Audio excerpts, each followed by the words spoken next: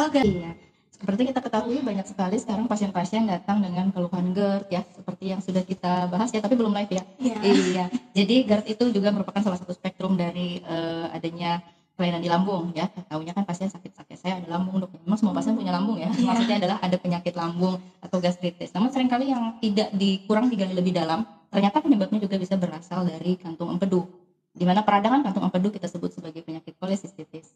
Ya, jadi malam ini kita mau bicara nih sama teman-teman permasalahan selain penyakit lambung biasa adalah yang dipicu juga nyeri perut tersebut oleh adanya kolesistitis atau radang kantung empedu.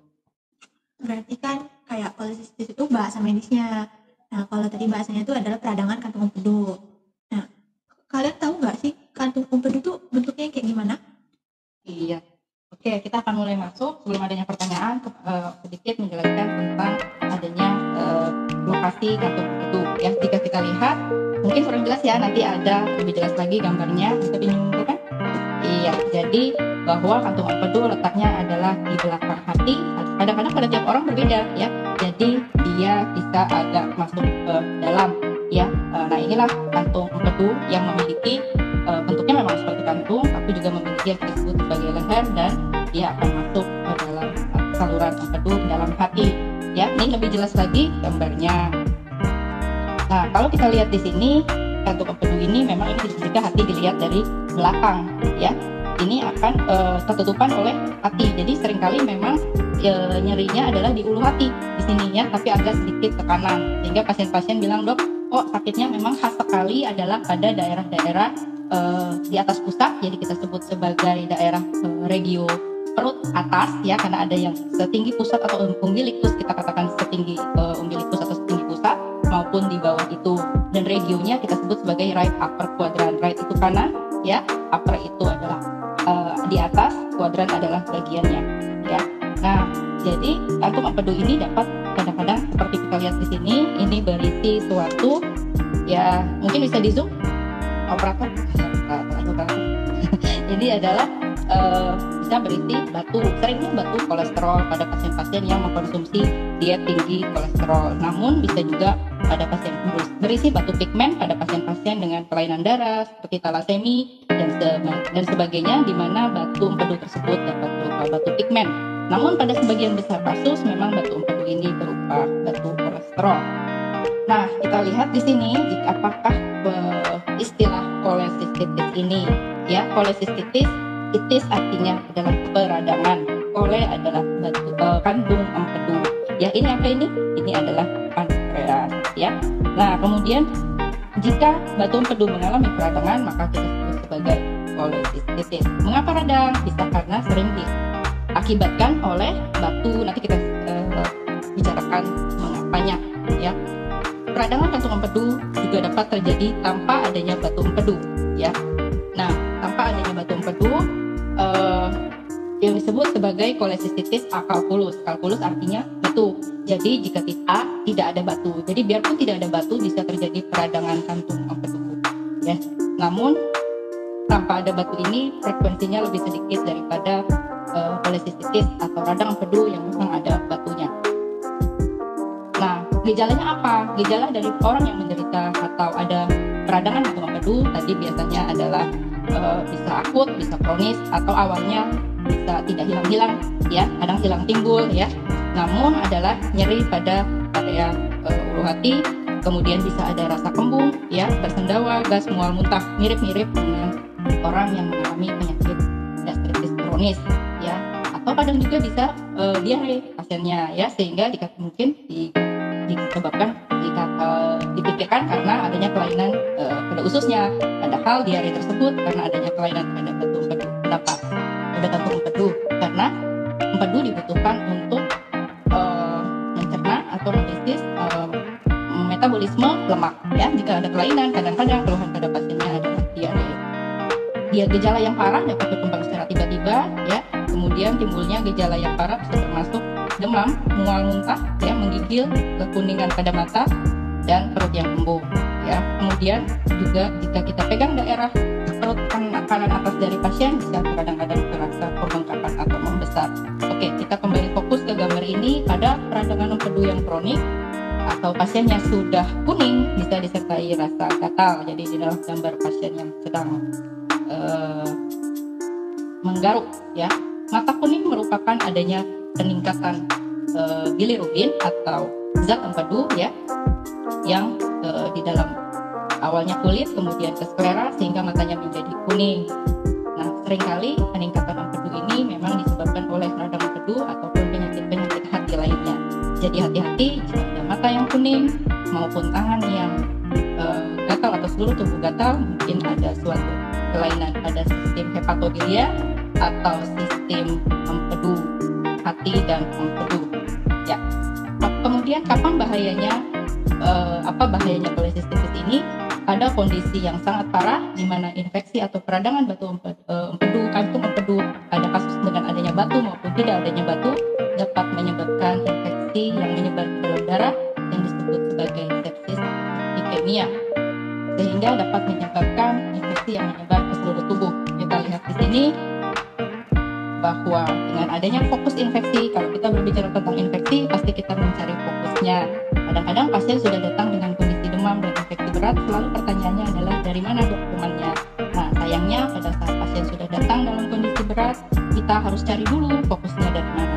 Ya, nanti kita lihat, karena kita hanya melihat yang sudah ada di dalam darah infeksinya yang kita sebut sebagai kondisi sepsis. Ya, kita dilihat di sini pada kondisi sepsis ada fokus infeksi yang masuk ke dalam aliran darah, ya, kemudian akan juga masuk ke pembuluh darah, ya, sehingga akan terjadi suatu gagal organ yang menyebar ke seluruh organ lainnya hingga berakibat hilangnya nyawa. Nah, kita akan membahas kenapa ini gambarnya seperti nyeri dada.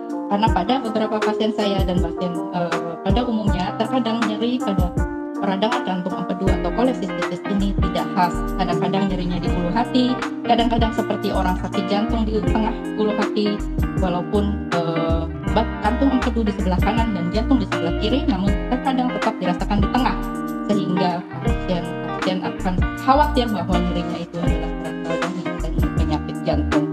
Satu hal yang harus menjadi pertanda yang khas adalah nyerinya terkadang pada kolesistitis atau radang kantung empedu ini adalah menembus ke belakang.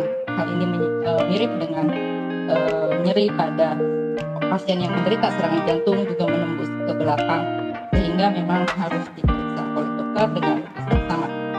Ya, ini adalah komplikasi-komplikasi yang dapat terjadi, misalnya adalah terjadi perforasi salah satunya pada kantung empedu, bisa bolong atau bocor kantung empedunya. Kemudian apa saja penyebab orang bisa mengalami kolesistitis atau radang empedu? Ya, di sini kita ketahui salah satunya adalah virus, ya. Ya, kemudian bisa juga akibat pasien dalam jangka waktu yang lama berpuasa, ya. Kemudian pasien-pasien dengan penyakit diabetes, menurut kepustakaan lebih sering mengalami kejadian gangguan saluran hepatobiliar. Kemudian, nah, buat adik-adik atau para guys, kalau udah guys nggak usah para ya. Kalau para guys dengan yang sedang berdiet secara drastis, ya hati-hati. Penurunan berat badan yang drastis tidak dianjurkan karena salah satunya bisa menyebabkan kolesistitis atau radang kantung empedu, bisa juga menyebabkan fatty liver, ya, atau kejadian perlemakan hati. Memang pada kasus fatty liver itu harus menurunkan berat badan, tapi kalau drastis malah bisa bikin fatty liver juga. Jadi memang untuk organ hati kita harus berhati-hati dalam metabolisme.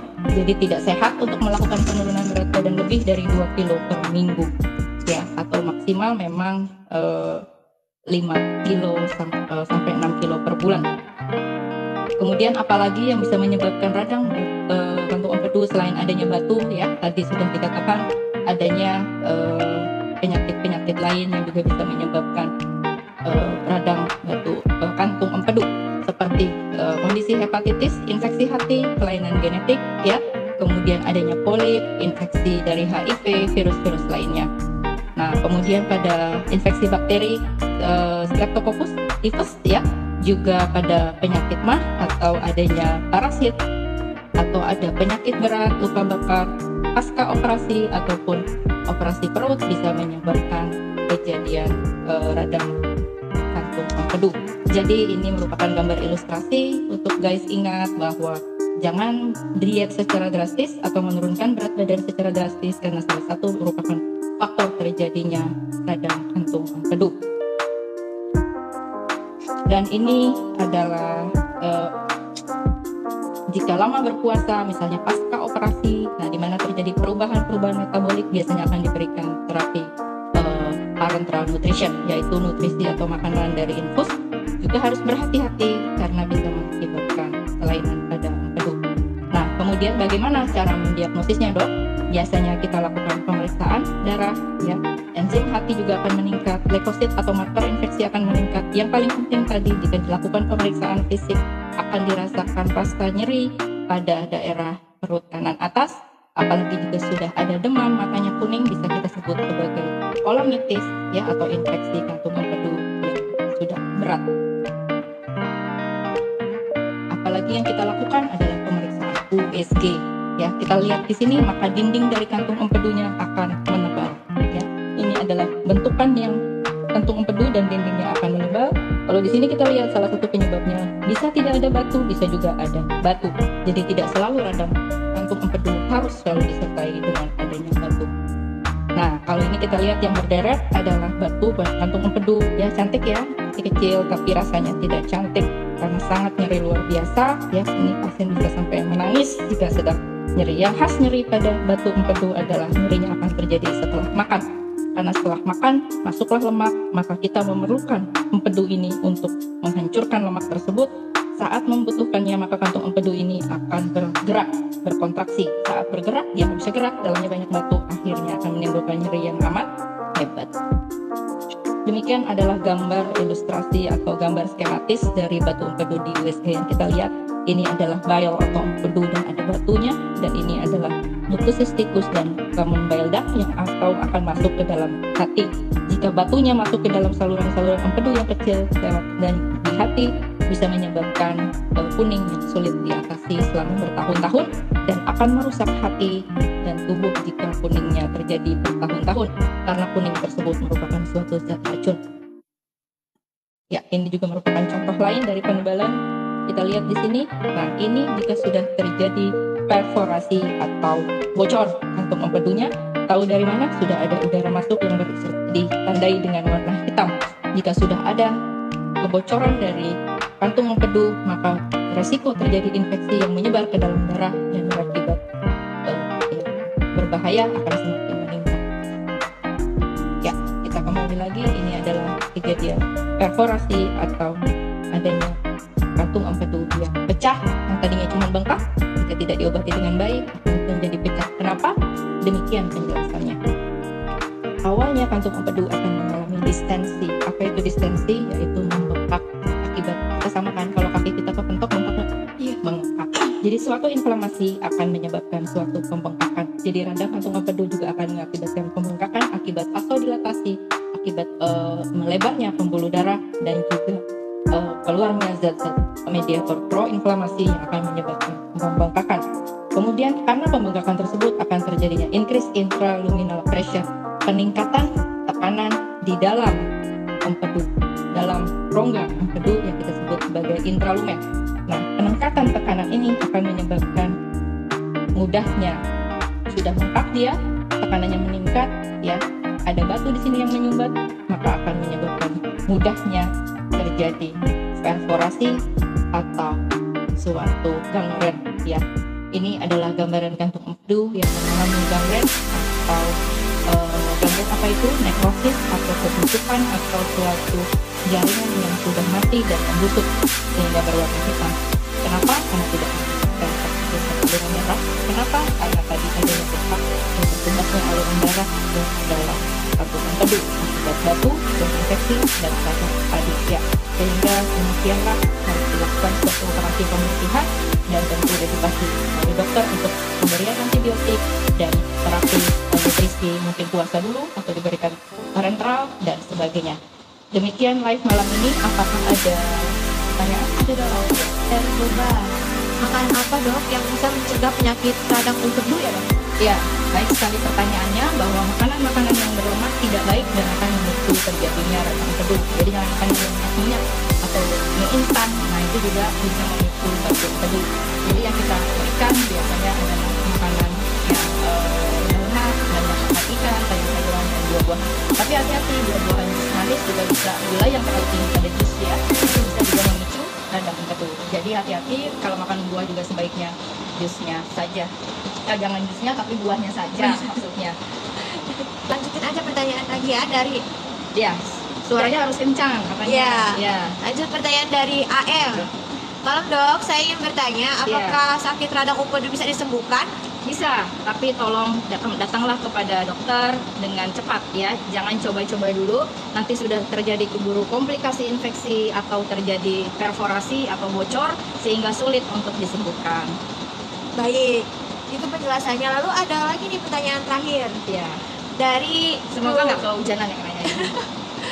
Dari siapa? Dari Cruise Hospitality. Oh iya, oke. Sultan. Assalamualaikum dok. Ya. Dua macam batu yang ditakutkan, batu empedu dan batu ginjal. Apa penyebabnya masing-masing dok? Terima kasih. Iya, terima kasih. Jika batu empedu penyebabnya seringkali adalah pola makan berlemak, biarpun juga biasanya ada faktor genetik ya dan penyakit-penyakit komorbid lain. Batu ginjal juga bisa disebabkan oleh genetik ya. Kemudian tergantung batu ginjal itu komposisi batunya bisa bermacam-macam ya. Ada yang dari fosfor, kalsium dan nitrit ya. Jadi ada yang disebabkan oleh infeksi maupun genetik maupun pola makan yang terlalu tinggi kalsium.